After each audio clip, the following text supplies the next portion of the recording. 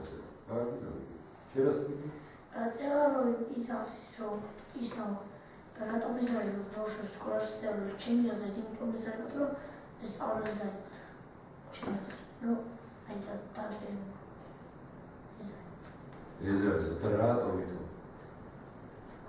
უნდა რომ უცოდინო დარჩეს ვინმეს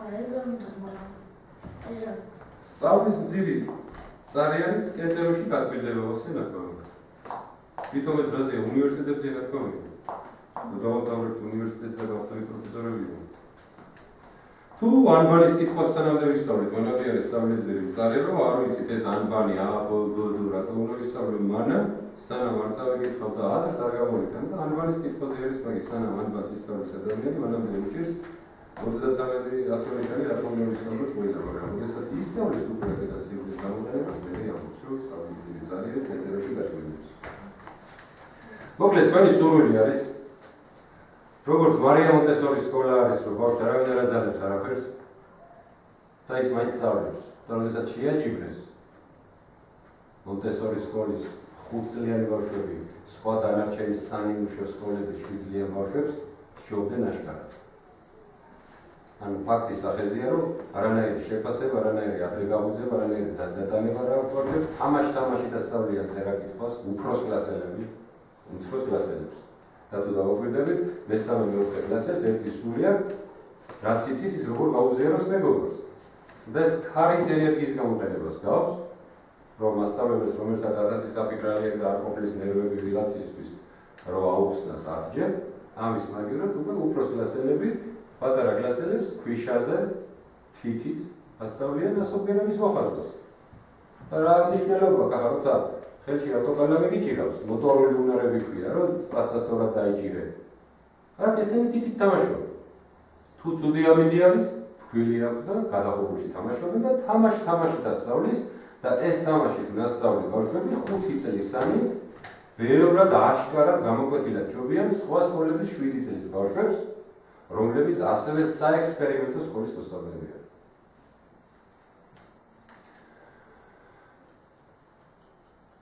ასევე თუ ბავშვი არ არის ვთქვათ მეცადინეობის ხასიათზე, მას აქვს თავის ნაკვეთი სკოლაში, იქ სწავლობს დარგვას, დამყნობას და იმ ყველა სასოფლო სამეურნეო სამუშაოებს, რაც გამოადგება ცხოვრებაში. და არავინ არ უსაზღვრავს მას, რომ კიდე თუ არა 45 წუთი გაგეს გაკვეთილი არ უნდა გაიღე, შემდეგ ზარი დაირეკება და შეიძლება ირვინო დროზე 5-10 წუთი, შემდეგ ისე ასე არ არის. არის დიდი დარბაზი, როგორც ახლა მოგივით, საერთო არის ასევე ცალკე ოთახები კლასების. შეუძლია ბავშვი თავის ოთახში დაიჭდეს და იკითხოს, რაც მას აინტერესებს და მაგალითად აინტერესებს ექიმობა. ბავშვი. იკითხულობს მასწავლებელთან, რომ ეს ექიმობა აინტერესებს და რას მირჩევ და ის მირჩევს თქვა, რომ ჯეკ ლონდონის ზღაპრის დასასრულით წაიკითხე, რათა იცოდე ექიმს რა მოვალეობები და პასუხისმგებლობა აქვს. ან თქვა მარადისობის კანონზე წაიკითხე, რომ იქ ნახო ექიმის პოზიცია თქვა. ან ოსტატი და მარგარიტა ფსიქიატრის ტრამისკის პოზიცია ნახო. ამას როცა ნახავს და დაიჯერებს ეს მისი საქმე, ამის შემდეგ უკვე სამეცნიერო ლიტერატურის საკითხოც არ არის მისთვის პრობლემა, იმიტომ რომ მან კითხვა ნიშნის გამო კი არის სწავლა, მაგრამ მისი პირადი ცნობის წადილი რაც იყო, იმის ასამაღლებლად და იმის გასაღრმავებლად. და დაზღვეული არის უკვე ისეთი აქცენტი, რომ ზოგჯერ აი მაგალითად იყო ერთი ჩემი კლასელი ძალიან კარგი მოსწავლე სუფთა ხუთოსანი რასაც ქვია, დაამთავრა 8 წლიანი სამედიცინო კურსი და პირველივე გასვლაზე პრაქტიკაზე, როდესაც შეხედა სისხლს, გული შეუწყდა. და გამოვიდა რომ 8 წლიანი ეს ცოდნა, რაც ჰქონდა წყალში ჩაყრილი და სულ სხვა პროფესიალიზება. და ეს რა თქმა უნდა არ არის ახალი ან რაღაცა ისეთი გამოგონება, ეს არის აპრობირებული მეთოდი, რომლის სურვილი თქვა, რომ თუნდაც ერთ-ერთ სკოლაში რომ ცადოთ ექსპერიმენტად და იყოს ეს სკოლა თქვათ ყველანაირი ნიშნები თქვათ, შენ სკოლა მეჩვიდეზე რა, შეიძლება რომ ხო. და ცადოთ და თუ ერთ-ერთ სკოლაში მან შედგა ამის პრეცედენტი, რომ აი მაგალითად ისეთი სკოლა კი არა ვარჩიოთ ახლა როგორც თქვა ყველაზე მოწინააღმდეგე. რა ვარჩიოთ ისეთი სკოლა რომელიც აი არ არის აკადემიური მოსწავლეები მაღალი დონის აი ახალი სკოლა რო დავაარსოთ მაგას ჭირდება დიდი დროის ექსპერიმენტი და მითხეს მაგის რომ კერძო სკოლა ვსადოთ და იქ როცა შეხედავთ რომ კერძო სკოლის ნუ არის სადღაც 16 წლამდე რომ 12 წელი უნდა ისწავლოს, მე 4 წელი უნივერსიტეტი და მე ნახო შედეგი. როდესაც ახლა მიროცავარ 11 კლასში და ეგ შემომიტანეს ეგ წესები სკოლა და ცოტა ისეთი ტიპები რომლებიც სკოლაში არსებობენ და უგეცარებათ და დადიან რომ მოხდით სკოლაში არ ისწავლენ მაგას და გამოვიყენებენ სულად. აი რას არის სწავლენ ეს მაინტერესებს. ისე დასწავლენ და მაინც უბრალოდ ისე ვივლიან. ანუ შედეგი ანუ ჩვენ აგერ რასაც ვსაუბრობთ რომ თუ კი შეფასებას გამოვაგდებთ თუ კი ამ შეფასების გამო ჯგუფს ამოვაგდებთ დილასადრე გამოძიებას ამოვაგდებთ მაინც არის სწავლიან ამას ვფიქრობ და მაინც არ წაიკითხავენ ის ხალხი რომლებიც ახლა დასწავლენ და უბრალოდ სულად გამოვიყენებენ და საინამ რამეში დარწმუნებული ვარ სწავლენ ასე ნაად ეგრეზე ეგეთი როგორია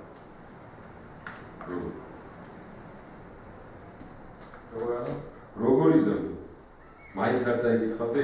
იგივე სავარია და ამით სამითხას აი როდესაც წნეხის ქვეშ ხარ და ვიღაცა გეჩხუბება რომ სპი არის სწავლენ ნიშანს და დაგიწერა ასე და ასე ამასთან ერთად ვაგერ იყოს ვთქვათ რომ ისეთი სიტუაცია რომ არავინ არ თქოს რაც ნიშანს და რაც არაფერს თუნდაც რაც კითხოს არავინ უბრალოდ გეკითხება რომ ვისთვის დადება სკოლაში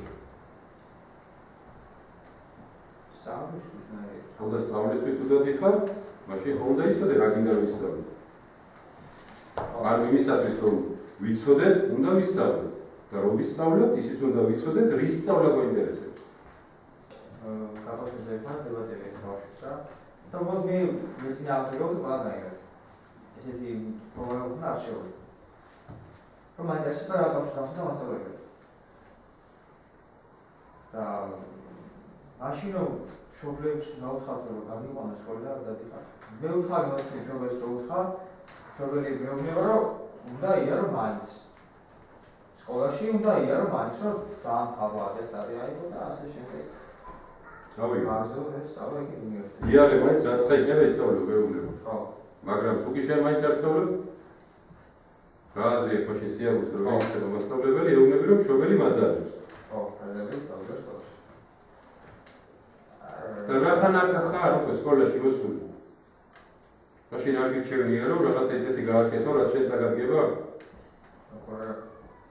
როგორ არ შენია მაშინ თუ კი აღარავინ წაგეჩხუბება შენ და დილასადრე დგომას არ დაგაძალებენ თუ კი ნიშნის გულის აღარავინ წაგეჩხუბება რატომ არ უნდა წაიკითხო იმიტომ რომ შენთვის კარგს აკეთებს ვიღაცა და სპეციალურად რომ არ გამოუვიდეს მას ვიღაცის დავალებით თუ ჩაუშვით გეგმას თუ არა ისე სხვა რატომ უნდა მოვიდე უბრალოდ არის მაშინ თავიდან უნდა ყოფილიყო ეს ვიცი ბავშვები თავიდან უნდა წამოვიდეს ეს ტენდენცია პირველი კლასი როგორ არის სწავლის მნიშვნელობა უნდა აუხსნათ და გააგებინო პატარა კლასებში. რაც თავიდანვე მოვახერხეთ აგერ და არ ქონდა ამის საშუალება და აგერ მე-10 კლასში ხარ და ახლა მოვედით რა ხარ მე-10 კლასამდე არ მოხვედით ჩემამდე და არ დამეხმარე და 10 აღარ მეტყვი დახმარება და დაახლოებით ეს პოზიცია.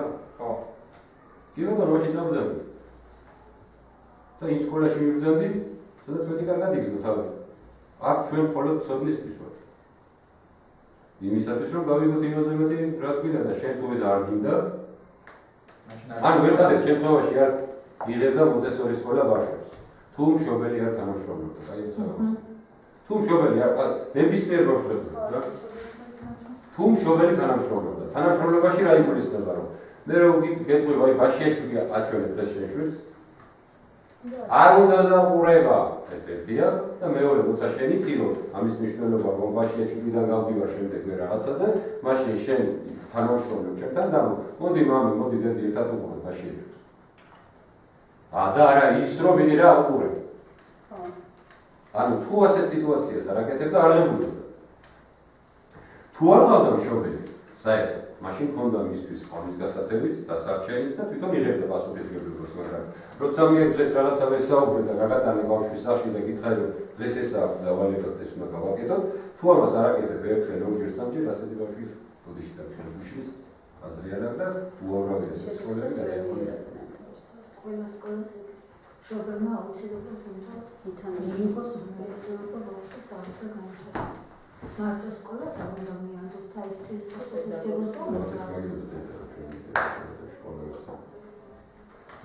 აი მოკლედ მე მაგალითად შენ ვამბობ რომ მაინც არავინ არ ისწავლის, მაშინ მიკვირს და შეკითხვას გისვა, მაშინ აქ რატო ხარ? ვაკეთებ რაღაცას რასი გამოსვლის შესაძლებლობაში და მეგობრებოდ მოვიყვანეს მაგალითი. შესაძლებლობა ხო შეიძლება ეს რაღაცა იყოს.